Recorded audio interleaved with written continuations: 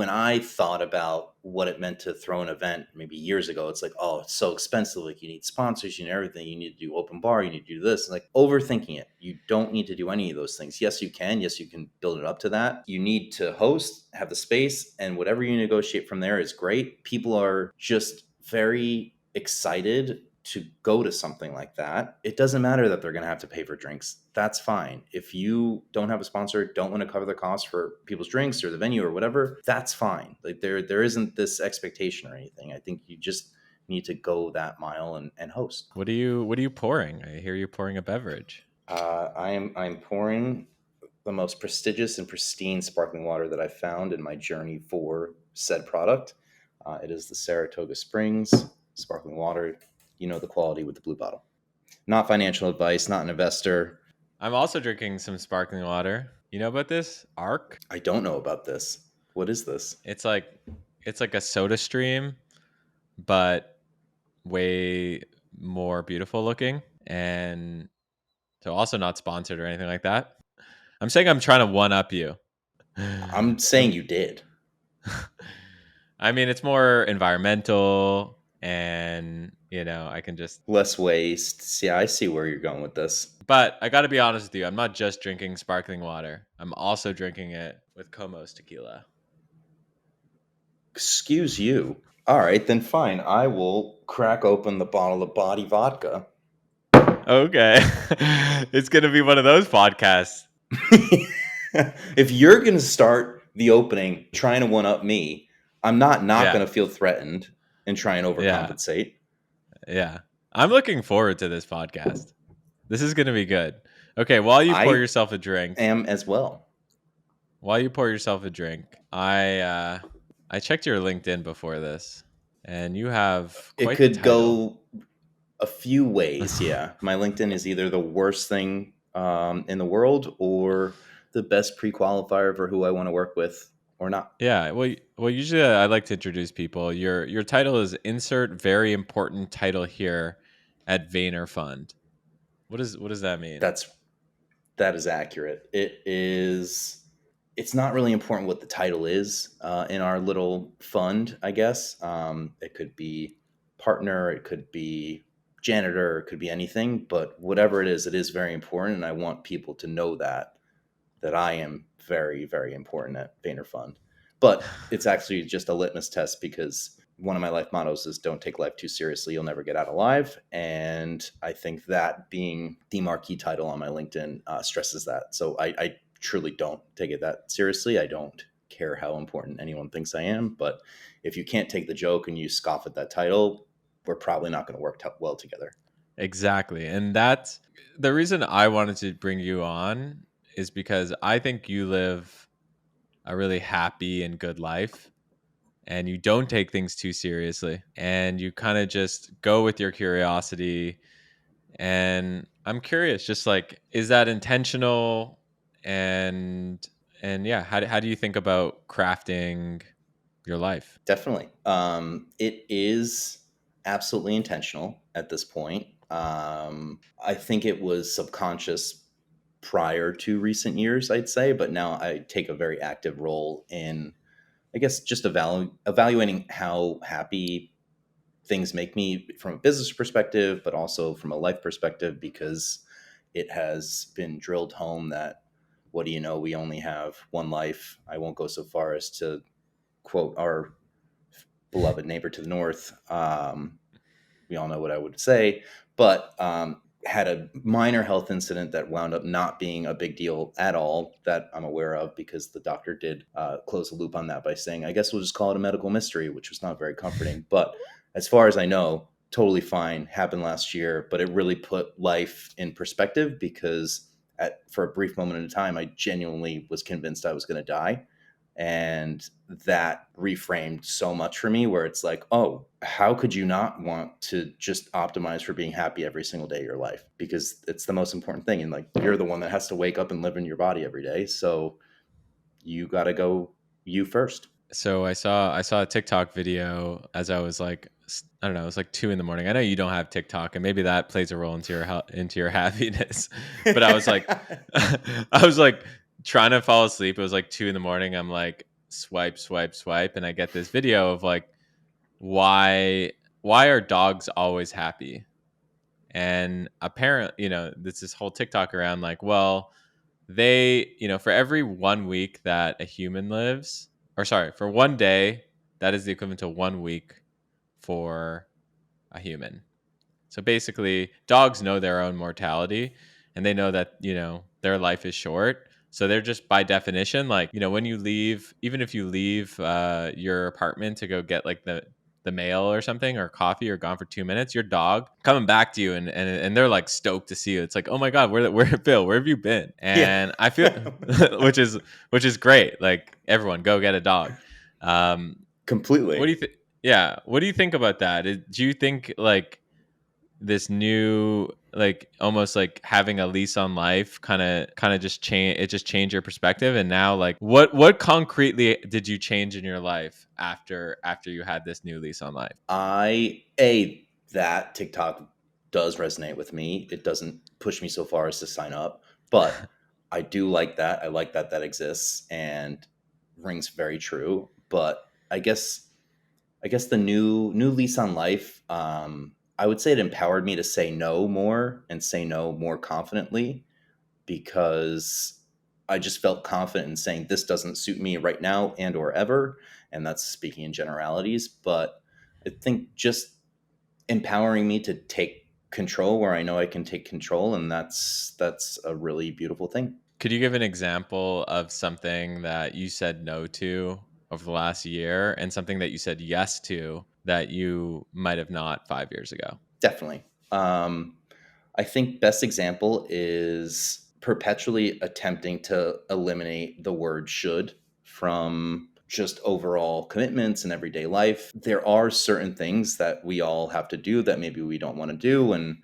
I'm not saying you can just completely throw everything to a whim and I don't want to do this, so I don't have to do it. There are things you have to do, but having an honest conversation with yourself around, are you just doing this because you think you have to do it or because you have to do it? So the easiest thing is mostly cutting out networking events. And those have always been somewhat of a bane of my existence, because in the field of venture capital, kind of important to schmooze and network and mingle, but it's usually done with a lack of intention that I think is detrimental. I'll go so far as to say to your mental health, because you're kind of floating around, you show up to this event, whether or not you drink doesn't matter, but you're just showing up with no real goal and hopefully meeting people. And then you have folks just like staring at the name tag, if there's a name tag, and, oh, you're not important, or I don't think you're important, or whatever. And it's just kind of soul crushing. So really looking at how you spend your time and showing up in person is a really powerful thing, in my opinion. So you should only be showing up if you actually want to show up, because people can tell, and you just lead a happier life. Yeah, like if you're trying to make it like in startups or venture, like do you need to go to networking events? Because both of us don't go to networking events, really. Like I think, yeah. I think our I vibe think, is just like, and correct me if I'm wrong, our vibe is like we'll just like bring together interesting people and good things happen. But it's more just like among friends. Like it's never like, yeah, yeah. Although we did meet at South by Southwest, and but that was before. that's like, we're talking 2010, Yeah, 2011. That's, who knows? yeah, Who knows? exactly. Shout What out did to we Five know? By. Yeah, thank you. Yeah, There we what did go. we know? Yeah. Knowing what you know now, Phil, do you need to go to networking events if you want your best shot to win at startups or venture? I think it's yes and no. I think you still have to show up places. I think if you are showing up intentionally at certain events that are hyper specific to what you're interested in, I think that's great. I think you can pre-curate a hat tip to what you're passionate about, what I know you're excellent at, which is community. I think you can find a sub community or two either on Reddit or on X now or something, and go to events either online or in person in that circle. Kind of to the point that you said, like, we like to only go with friends. Well, usually our friends know interesting people. And one of my favorite things to do is to host a small event where it's like, hey, you show up, bring one person that nobody knows, or you think nobody knows, and say that to 10 to 20 people, and what do you know? You have a 50-person event, but it's really close knit, intentional. I brought this person because, and I think that's a much more interesting way to go about it. But if you are trying to get your start and you're trying to break in, I think you find, or you try and narrow in on what you're looking for a bit first, rather than the broad, I want to break into tech, but like, what sector? Do you want to be an engineer? Do you want to aspirationally be a COO one day? Do you just want to be a CEO, or you have ideas? Something, hone in on what it is and find the sub community. And I think that's a really powerful and interesting way to go about it, because you can learn a lot more that way, I think. Totally. And also like the host is underrated, right? Like if you're the Totally. host, it's like if you're the person reaching out to people and being like, "Hey, I'm curating this dinner of like D2C founders in New York who have between 1 and 5 million a year in revenue." It's like even if you're not one of those people, but you're trying to be one of those people, like it's I feel like it's a pretty good move. Yeah, and people remember that you bring people together, and that holds a special place in people's hearts. And it's really nice to facilitate that. I personally enjoy that feeling quite a bit, and I'd say even to this day, it happened maybe 2 days ago. The listeners don't know this, but they're going to know now. We co-hosted an orange wine party in Brooklyn right before the There we pandemic. go. Somebody literally brought it up to me yesterday. That was a plus one, saying how fun it was. And this Yeah. happened in 2019, and it was pretty low lift from our part, and it was Yeah. awesome. Yeah. We did, however, full disclosure, we did bring the COVID-19 virus to America and spread it across the world because it was January 2020, I think. And we did have one member, the DJ, in fact, Tyler Lemko, comedian Tyler Lemko, did I like spread. that we're using names. Oh, oops. I thought we are having like an honest conversation. Open, honest. Yeah, I Yeah. appreciate the transparency. Yeah. The Comos, I guess, Yes, is starting to it hit. hasn't Yeah. officially. Yeah, maybe, but that Yeah. also hasn't been confirmed nor denied, I'd say. Right. But there is a lot of data suggesting that it may not have been. It wasn't not a super spreader event, but we Totally. didn't know. Yeah. But we didn't know. We didn't So, know. but yeah, I mean, I also randomly get like people hit, mentioning those events and that event, and it pays dividend both like work wise and just like personal. Like some of my happiest moments have been throwing these events, and I feel like people listening should just like don't go to events, throw events. Yeah, Like to totally. summarize, like I think that's like great advice. okay, cool. So Do what you would do. I mean, do what you would do just trying to get on a call with somebody. If you don't know a group of folks, like, slide in the DMs respectfully, have a plan on the event. Doesn't have to be a blockbuster thing. You don't have to spend a ton of money. It could literally be a meetup in your city's local park of, like, marketing minds or something, or whatever niche you kind of want to touch on. Doesn't have to cost a lot of money. Doesn't have to involve drinking. You can craft your own event and just see who shows up. Invite people and see who show up. It's as simple as that. And maybe nobody shows up, and that's fine too. And figure out what went wrong. Product test on your event invites and yep. iterate. Totally. What's okay? Actually, let's go back to, so that's something that you learned, I guess, in your 20s. No networking events. Be the host. So you're saying no to networking events. What's something that you're saying yes to more of these No, days? no to I think no networking events is too rigid. I think no Yeah. to attending events without intention, I would say. Yeah. Yeah. So in What's an example of a yes? An example of a yes. Obviously, I mean, it's unique experiences where something's curated, or it's a once, not necessarily once in a lifetime thing, but it's a very unique opportunity where you wouldn't otherwise do something. Specific example to stop being so vague. This isn't in the past year or so, but a few years back, I was at a group dinner, curated dinner, great, awesome, on theme with what we're talking about. This gentleman wearing a very wacky blazer. Hindsight, it wasn't that wacky, but in the moment, I was like, oh, this is a pretty cool fashion combo. Way to go, guy. Talked to him for maybe 10, 15 minutes, and he invited me in a few weeks to his birthday party. The birthday party was a bit unconventional because it was a 3-day event and it wasn't hosted in New York City, where we met.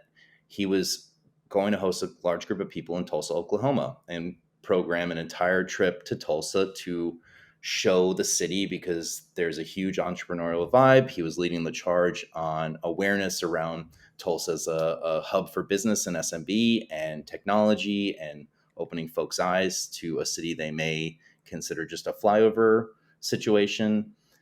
That In that moment, I said yes. I'd known this guy for 15 minutes, and I couldn't think of another time that would have just a curated view into the inner workings of Tulsa.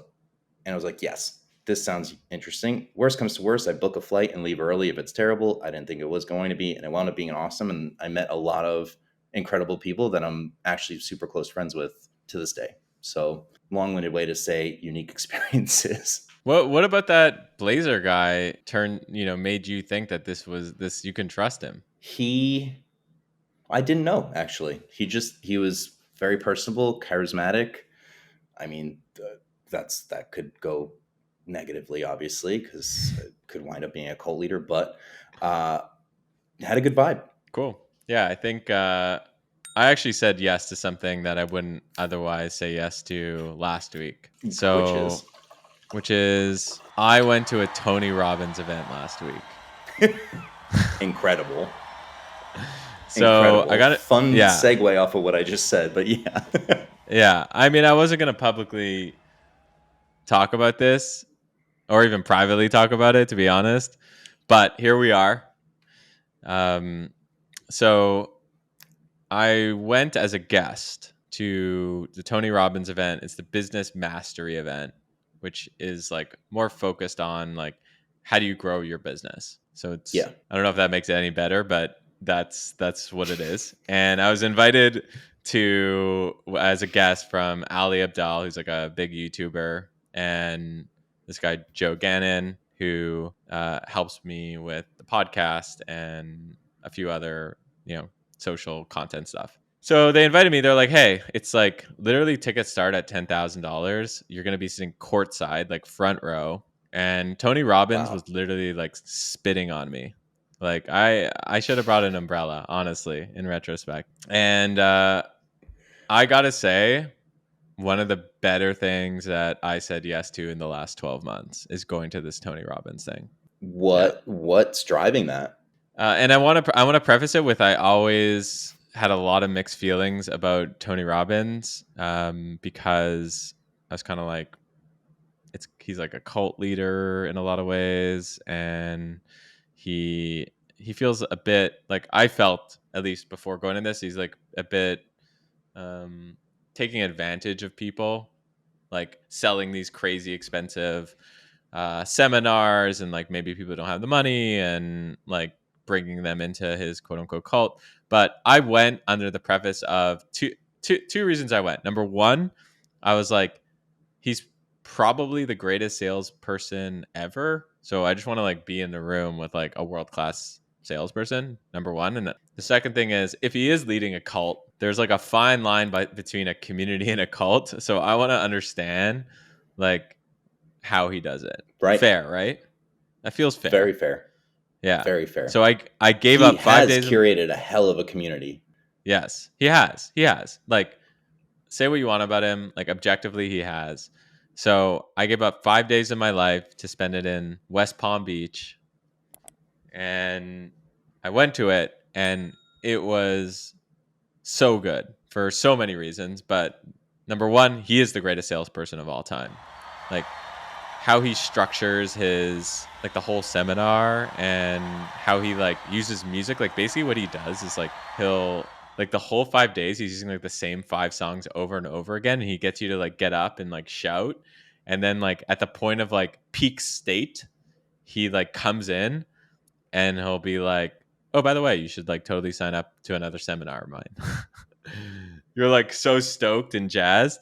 Yes, So there's, yes. yeah, yes, yes, yes. So what he would do, like to give you like a concrete example, like he would, let's say we're learning because there's a, business mastery. Let's say we're learning about finance, and he would be talking about like, hey, let me go through like Robbins Research, which is like one of his companies, uh, and like the P&L from Robbins Research, and you're going through it, and you're like, see if I do these strategies, I can increase leads, and if I do this, and then he after he'll like put like Katy Perry's what's that song? What's the big Katy Perry? Firework? Yeah, like fireworks come on. He would be like, "It's your company," and like fireworks comes on, and it's like, "Raise your hand if this is your company," and like you're stoked that this is happening to you, and everyone's like, "Yeah, yeah, yeah." And then at the end of it, he like makes an ask and be like, "Hey, by the way, like, buy my thing." Um, so that's just one example. He's an incredible salesperson. He understands the power of state, and I like it. I liked it. I thought it was very I valuable. also, not to put words in your mouth, but as you were telling that story, I was thinking around, and I don't know if this is going to be the next episode of theirs or anything, but I know you've been very hot on the concept of multipreneur. And I would Yes, say that is a peak example of multipreneurship where he is essentially, well, not a personal holding company, but he has a holding company of sorts, and every he piece does. fits in. And He I does. see why that probably resonates with you. He's a multipreneur that curates a rabid community. Yeah. Seems like a Greg Eisenberg cup of tea, first and foremost. Yeah. I actually didn't realize the multipreneur bit until going. So first of all, the guy's nearly a billionaire. Didn't know that.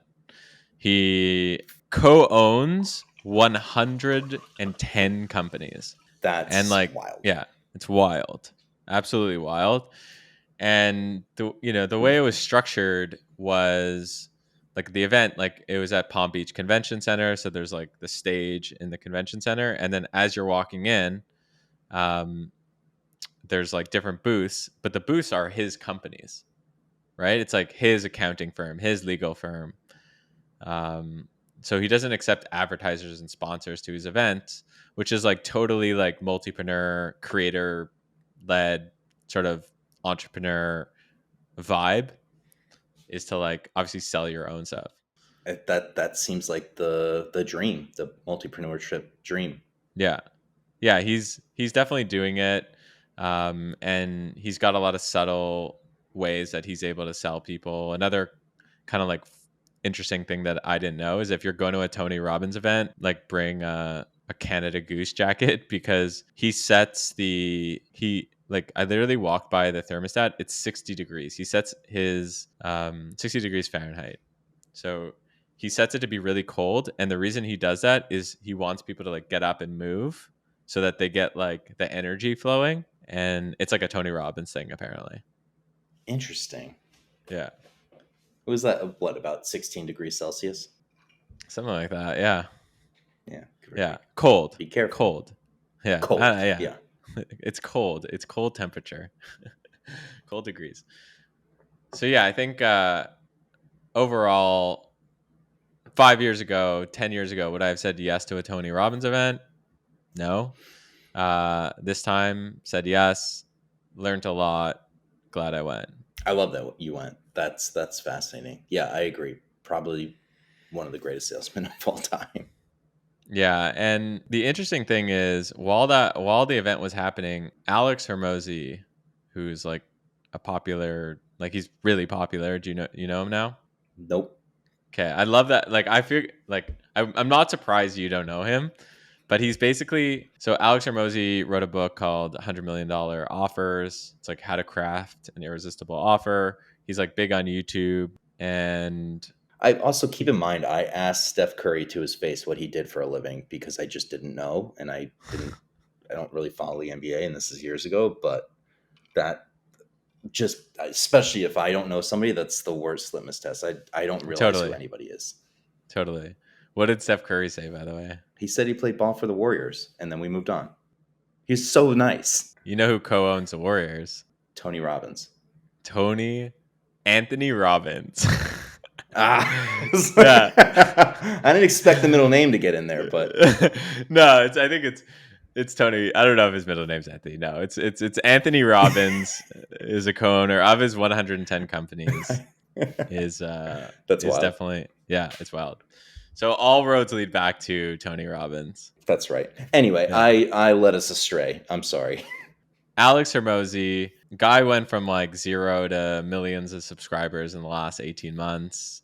Million, now he went on, he got on Twitter like 18 months ago. And like now he's tweeting and getting thousands of likes within the first hour. He also threw, while the Tony Robbins event was happening, he threw a launch event for his new book called $100 Million Leads. And he had more than 500,000 people in the live stream at the event. Wow, Yeah, which is insane. that's wild. Yeah, completely wild. And anyone who's interested in like crafting offers or lead, like how do you like get leads? Like you should watch it just because like the same reason I went to Tony Robbins, like learn how to be the best salesperson of all time. Alex Hermosi, same sort of thing. And the interesting thing about Alex Hermosi and Tony Robbins is the stage for Alex Hermosi when he was doing his live webinar was the exact same stage that Tony Robbins has, where in the back you have all these like Zoom people watching, and it's all these like kind of Brady Bunch style. You got to check it out. So while I was at the event, I will. while I was at the Tony Robbins event, I was like, "Hey guys, did you see the Alex Hermosi event yesterday?" Um, and they were like, "Yeah," and I was like, "Doesn't it look like the Tony Robbins set?" And one of the people I was with said, "Oh, Hermosi is like one of the biggest Tony Robbins followers, and he Uh, specifically crafted his stage and vibe to be like a Tony Robbins event," which leads me to my thesis that Alex Hermosi is the modern day Tony Robbins for young people. I don't think that is much of a stretch based on the facts you have presented. Yeah. So that's my I thought you were going going to say conspiracy theory. initially that you were at the Tony Robbins event in the live stream simultaneously, and Double that would Tony have been Robbins, just basically. too Yeah. much. No. Yeah, AirPod in one ear, Tony spitting on you on the right ear. Yeah, I think that would have been a lot. But yeah, I'll be real with you. I'm still like processing. I'm still processing the Tony event. Um, I'm sure. yeah, yeah. I'm not a no. What what's an event that you've gone to over the last year or two, besides from the Tulsa thing, that's really like changed your perception on things and really like because you're always going to events, traveling and stuff like that. I like to just show up where there's a large cultural event happening, not necessarily going to the event itself, because A, that gets wildly expensive, and B, you just don't have to. I mean, case in point, we met at South by Southwest. The only time I've ever had a badge to South by Southwest is when, for some reason, they let me do a panel or speak. I've never gotten one on my own, but I've gone, what, 8 times at this point. You go because it's the largest group gathering of people that you likely want to know, or are relevant to either your goals or interests or something. Showing up at a large cultural event and all the ancillary things that happen around it is a huge unlock, because you go where the people are and you figure it out for the most part. But just showing up is a big piece of it. And I feel like I'm stumbling over my words and not quite conveying, but I used to make fun of people that would show up at things like that, like the Super Bowl or whatever. But I have walked back that stance. I have dropped my judgment, because now I do it too. I don't go to the Super Bowl, like the game itself, but I show up in the city that it's happening, and you go maybe a day earlier, leave the morning of. And there's a lot of relevant things as long as you know a few other folks going. Serendipity lends itself very well to these situations, and you wind up leaving with a bunch of either new friends or contacts, goals, and it is actually wildly productive, where I thought that previously you're just showing up to party. You don't have to party, you just have to be there. Yeah. Yeah, totally. And it's like going to these events sometimes, because there's also like you don't want to go to too many events, right? You want to Totally. be somewhat heads You down. actually But have if to you work sometimes, yeah, but you yeah. have to work sometimes. But yeah, I guess that's a question for you. Like what's the right amount of lifting up your head versus putting your head down? I mean, if you're not going to events 3 nights every, no, I'm kidding. I have no idea. Um, I I think the balance is different for everyone, because sometimes I'll show up places and go to these events, and part of it is to meet other people, but part of it is also I have learned that exploring new places or going places that I know, and just being a part of that event, that inspires me creatively.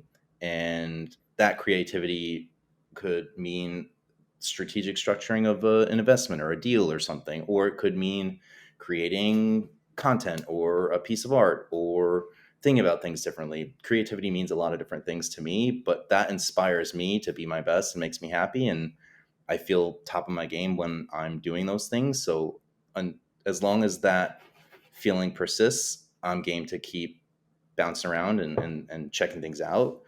And I know when I'm getting close to my limit, and that's when it's time to kind of hunker down, and I guess go a bit more heads down, but heads down along the way, because I mean we can work from anywhere. We have the blessing to be able to do that, and as long as you responsibly balance it, I mean, you just have to listen to yourself.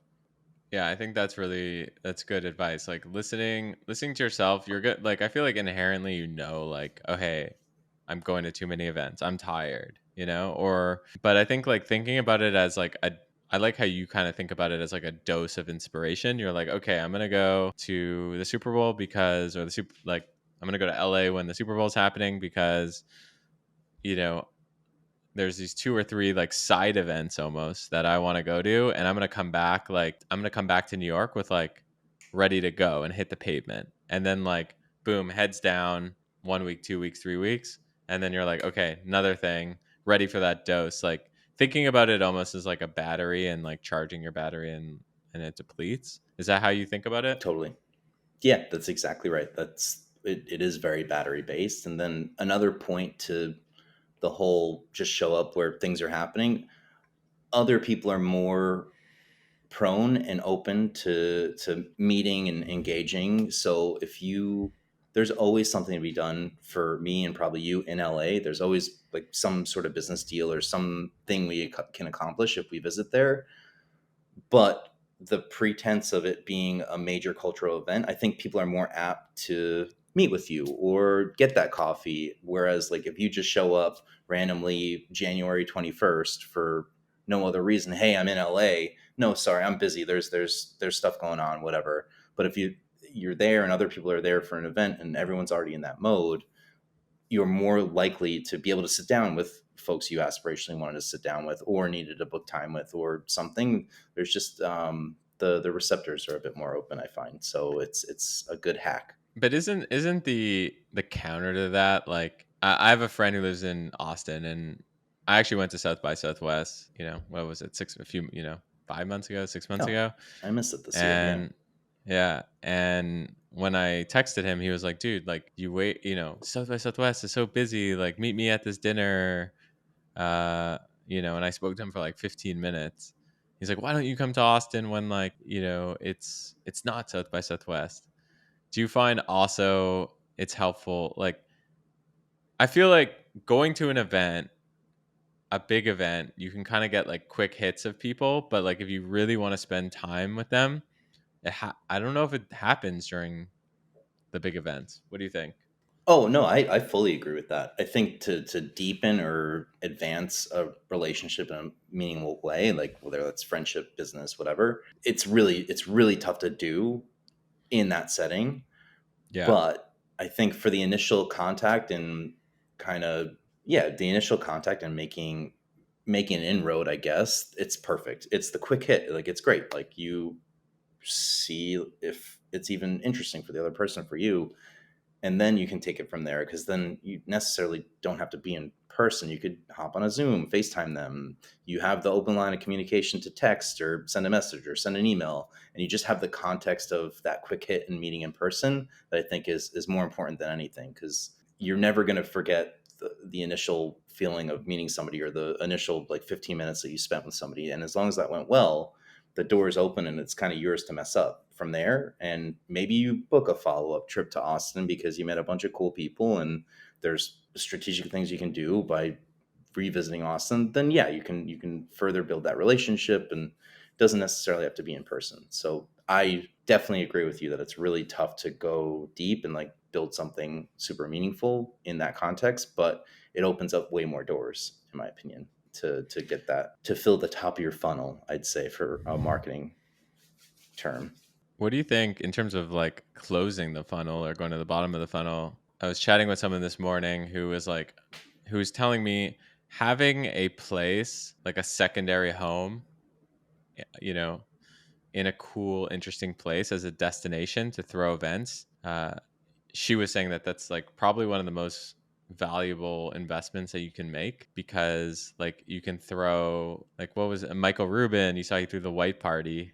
That was crazy. Tell Yeah. people, I know you know what that event was. Tell people what that event was, who Michael Rubin is, and why that was the event of the year. Michael Rubin is a wildly successful businessman that has catapulted in popularity in the past few years, despite him being a wildly successful businessman for decades now, I'd say. He's done an absolutely incredible job of tapping into culture as a whole and making sure that he is top of mind culturally, hanging out with the most interesting rappers, up and coming rappers, musicians, television stars, surrounding himself with key people and seemingly doing it in an authentic way, where he has established this white party that he does in July every year now as the event of the year. For the most part, it's the who's who of relevant folks held at his house in the Hamptons. Um, the video that was cut up this year from this white party essentially looked like a Hollywood trailer for the most part. Like, it was Yeah. wild. I was super jealous that Gary got to go, and has gone to go to everyone. Still don't have that plus one, but that's okay. That's on me for not being relevant enough, but that's fine. Uh, but another point to Michael Rubin and his strategy, it's not just him kind of swagger jacking. Well, that's a terrible term. It's not just him trying to commandeer culture and inauthentically just post selfies with famous people. Like, sure, he posts that, but he did have a pretty interesting soundbite where somebody's like, "Well, what do you get out of speaking to Quavo or another rapper or something? Like, what's the point? Are you just trying to be relevant?" And he's like, "Well, no, they have really interesting techniques for how they've either marketed their own music or products that they've sold, and it gives him a different perspective to accomplish business challenges that he has in his own business by speaking to these musicians, because they've obviously been successful in their own right, and it's just a thought exercise for him where maybe he can add some value from a business perspective to them, and they provide insights that he normally wouldn't have. So he's really, really intentional and smart around curating that. So Michael Rubin, just to be clear, he's the founder of Fanatics, which brings in $1 billion a year, billions in revenue. They own the licenses to like the NBA, NHL, stuff like that. I'm looking at some of the guests. Like it's pretty crazy. Like the guests were Kim Kardashian, Jack Harlow, Travis Scott, Lori Harvey, Justin Bieber. Like it goes on and on and on. I guess like I look at that and I'm like, yes, obviously he's in- incredible businessman and has done really well for himself, but like Gary, for example, like has like in my mind at least, like he's on the same level ish. And like why isn't Gary throwing the white party, right? Why like this guy obviously wanted to, it must have been his one of his main goal, like to throw an event like this, right? and was one of his main goals. A and B, and this goes back to like my earlier point, which might not relate to a lot of people, but like having the second home as the destination, super valuable. Like I think I'm looking at pictures of his place. It's like pretty insane. Oh, it's epic. Yeah. Yeah. But it goes back to what we started speaking about almost at the beginning, where it's be the host Yeah. and listen to how we're speaking about it right now. Like it obviously makes an impact. We have not gone, we haven't been invited, but now it's maybe this aspirational thing, and we see that he is this beacon that brings together really relevant people. That's really interesting, and we're talking about that. So that Yeah. in and of itself, I think, is pretty important. And then I know you mentioned like maybe it's not attainable or accessible for folks to own the second home as the destination, but I think we can even walk it back quite a bit, is host and have a destination. You don't have to own it. I mean, No. you could have an agreement with a coffee shop or something that where you can host things for free as long as you bring folks in, and just to have the ability to be the host and have a destination. Those are two massive keys and big unlocks, I'd say. um, I mean, when we hosted our party in Brooklyn and Williamsburg, it was we got a free space, right? At Shout out to a Gertie's. Gertie's. That's right. And they basically were like, so picture this, listeners, because anyone could basically throw their own version of a white party. That's my come to Jesus moment right now. So I agree with you. Yeah, I love where this is going. Yes. basically, I started having coffee here and yeah, coffee at this coffee shop. Met the owner. He basically was telling me, "Yeah, I've got this amazing space downstairs, and I wish someone would use it." And I was like, "Well, me and Phil might, could use it." And then he was like, "Yeah, well, you can, he's a brunch place and a coffee place, right? Like they close early." And he was like, if you give me a percentage, was that how it worked? I don't even remember. I think we gave him like a percentage of, yeah, he was operating the bar and we gave him percentage of the bar. Yeah. Yeah. Yeah. So, which is totally cool for us. We got to use this great space and he made money because he wasn't using the space. Actually, he was stoked. And I remember him Yeah. he was like, "Oh, come back anytime." Like he was so excited. In fact, when COVID hit, he was like, "Oh, I wish we, during like peak COVID, he was like, "Yeah, throw an event." I was like, "Dude, like, I don't know." But Ooh. the the point is like you don't need to own the place. You need to just you need to own the mission and you need to own like the idea of the event. And then, you could knock on some doors, get the space, and then the space could be an attractive, like, oh, Gertie's maybe isn't that place, but like, or maybe it is that for place. for It's like, oh, what our goal yeah, was, yeah, it was perfect. yeah, But yeah, no, it was I perfect. totally agree with you.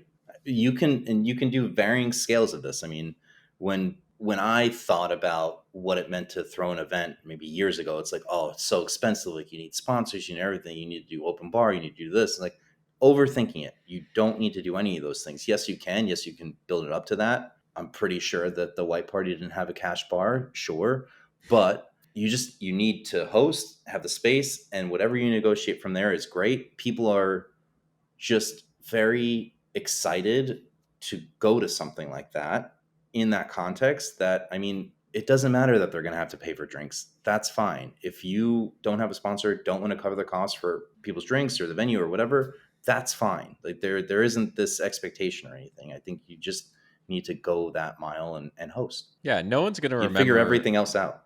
No one's gonna remember like the cash bar. Like that's not what people remember of from the event, right? They remember the And if they people. do, then there probably was something else wrong with the event. Yeah, totally. If people are coming to the event because they're getting free wine or free whatever, free food, like I don't know if they're there for the mission. Right. And so That's the most commodity yeah, of commodities, is the yeah, free food and drink. It's like, well, our event has free food and drink. And it's like, so do the other 10 that I probably found on Groupon. So like, yeah, thoughts?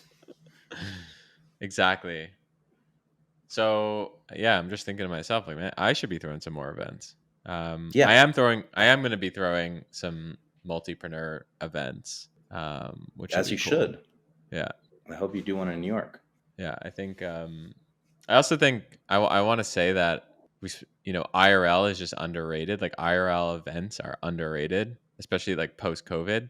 People are just trying to people are excited to go to events, and so there is an opportunity right now for people listening who the chance of your event working in 2023 is higher than the chance of your event working in 2019. I agree. I totally agree with that. And it all is rooted in what you mentioned, like the purpose, the mission. Why are you holding this event? What's the theme? As long as you keep that top of mind and organize it accordingly and curate the right people that you think fit the bill for the room that would get value on any side of it, and you host that, it's great. Before we head out, give me one or two stories of some of the best events you went to and why they were so good. Because I know you've been to a lot of events. I think one of the most fun events, this is from years and years ago, and I thought about it because you mentioned, like, why doesn't Gary throw his own white party? He did, back in the day. He had what was called the secret wine party back in 20, no, not even 20, 2007, 2008, even predates me. And we've been working together for 13 years. He would literally roll up to a bar. This started in South by Southwest. Say, hey, I'm going to bring a bunch of people here. Is it cool if we just throw a party? And they'd be like, yeah, yeah, okay. And just watching it come together was insane. On the third iteration, like, had done it successfully, we'd bring wine down. There would be wine available. I won't expand on that because I don't know if it's fully on the up and up, whatever. If you can do that in Texas, fine. But would literally send out a tweet, hey, secret wine party happening at the address. 1,000 people would show up, line out the door, and it was so fun. And just watching it come together as a community and evolve. And then it did get a little weird at one point because people would start following some of us around the city because they thought that we would be scoping out venues and they'd be trying to get the jump on the tweet. But the spontaneity and the relevance of it just being his community, that was super special and very cool to see. Another, oh, one of the best events that I've been to was thrown by my friend Dan, who I actually met on that Tulsa trip that I mentioned. He is super creative, loves bringing people together. He created a dinner series that is no longer in the mix, where it was an experiential dinner, and part of it was all themed, and it was course based, and there was an activity or a theme per course. One of them, he had a train going around his dining room table. He was wearing a conductor hat, of course, and the train was carrying arancini. And one of the courses was you had to build your own plate, and it was a jigsaw puzzle, and it was tied into what the food is being served, and that was just so special and memorable. And the underlying guest list was, hey, I invited these 5 people. You all bring one person that no one knows, and we'll have a dinner and meet people. And the curation and experience was amazing. I'll never forget it. I hope to replicate it someday, but I'm not as big of a visionary as he is. Do you remember the dinner you? Oh my god! I just pulling this up. I was like, "What's the name of that guy who?" Because the craziest dinner I went to was in New York in February 2020, and I just pulled up my email, and it was you who invited me, and it was at Dan's place, Yeah. and I was at one of these dinners. I'm looking at Yeah. the invite right Wasn't it now. insane? So first of all, I'm reading the invite now. Do you think I can read this, or is it too I think he'd prefer if we didn't. okay? I know that's a Anyways, terrible reference that's now. I'm sorry. that's let's just say It was rule based. yes. You're looking at Yeah, the rule flyer, I think. exactly. That's right.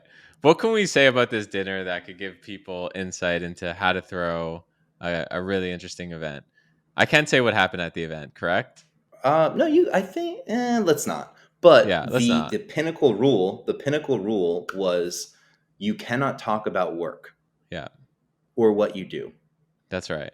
And that in and of itself was powerful, and I think freeing at the same time, because I think a crutch that people tend to use, for better or for worse, is just the first question out of your mouth: what do you do? Yeah. It's like that's a pretty loaded question, and usually the context means like, what do you do for work? But Yeah. it could be anything. But eliminating that, I think, is really key. Especially in a place like New York where Totally. there's a lot, yeah. So I don't even need to explain that. And I guess like that's, bring it all back. Like insert very important title here at Vayner Fund. That's why you're Right. like, okay, like real people will get it, and you'll hopefully, you'll be, maybe that's like the best way to do it. Like to get like really interesting people to attracted to you. Maybe. Yeah. So some takeaways I have from this is one, be the host. Two, be like Dan and create something that's unique and interesting and unlike everything else out there. Three, go to. You don't need to go to the event. Like you don't need to go to the Super Bowl, but there's something that magical happens at some of these bigger events where it's like go to the side event, don't go to the main Yeah. event. A group. And I don't know if you're familiar, and sorry to throw you off from your takeaway, yeah, but group chat, if you're familiar, it's Drama, D. Murthy, and Anon. They have a term called boondoggling, and that's what essentially showing up at the major cultural event and just kind of being there and not necessarily going to the event itself. They call that boondoggling, and that I think is a pretty interesting term in and of yeah. itself. I mean, I like the word. I like the word. Yeah, Yeah. So boondoggling, and then I think it's just taking stock in what you're saying yes to and what you're saying no to, and being intention. okay. Intention. Yeah, setting intention. That's very Tony Robbins of you, Phil. Hmm. Yeah. Hmm. Well, well, well. And then last but not least, like in terms of multipreneurship, like Tony Robbins, in terms of multipreneurship and sales, prowess, like go watch Tony Robbins and listen to him just as like you don't have to listen to what he's saying, but just like in the fact that like understanding his techniques for talking and selling is just and creating events is mind blowing. And same with the Alex Hermosi event. Like go watch that, listen to that, and it's no matter what you're doing, like it will help you become a better salesperson, and life is sales. So it's a good skill to know. Life is sales. It's mic drop. Mic drop. Phil Toronto, one of my closest friends. It's an honor to have you here and jam on this sort of stuff. People, you're light on social media, but where could I'm light on social people, media. yeah, how do people get to you and learn more about you? Good luck. But Follow yeah, at, yeah. I'm Phil Toronto on everything. Whether or not Yeah. I actually post or consume things on any of those platforms changes at a moment's notice. But I have profiles. Yeah. Chances are the way you're going to learn more about Phil Toronto is if you like this episode and you want more Phil Toronto, uh, we'll bring him back. So by we, I mean I. So Yeah. the best place to find Phil Toronto besides his handles is this podcast and my I would YouTube say at it's where it happens. exactly. And my YouTube is now changed to at Greg Eisenberg. So because I'm now throwing up other YouTube stuff. So Phil, tell the people to subscribe to me on YouTube. Subscribe to Greg Eisenberg on YouTube. Please, if he brought you any value whatsoever, stop what you're doing. Don't necessarily pause the video because we want the view count, but Yeah. please subscribe. Do Thank you. yourself a Yeah. favor. Do There's no Greg a favor. ads. Do me a There's favor. there's no ads on this podcast. There's no ads on my newsletter. So check out the YouTube, subscribe on all the podcasts, Spotify or Apple, whatever you use, and my newsletter as well, latecheckout.substack.com. And Phil Toronto, you know where to find him. Thanks for hanging out. It's been a pleasure. Cheers, man. Thank you. Cheers.